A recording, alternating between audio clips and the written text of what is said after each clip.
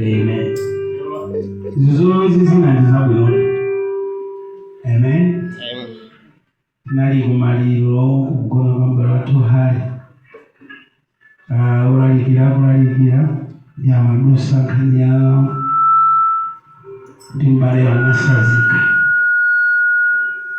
Yesu yimejana chikolobira kuti leo ndizasazika swala zonda. Amen. Amen. Mpaka ndikamachoka sinimakwalisa kungochoka. Munalitulo ndi mangoza basi. Ndechokapo musali bwino amba kusamalire. Ndi amazo ati ndikupempha madaiso. Inuso mwende munamba kusamalire. Amen. So zizolo ezizina zindiza bwino kwambiri. Yeah.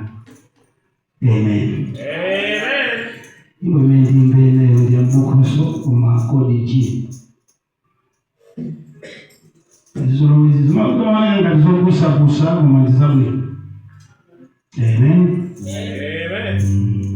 Kodiji.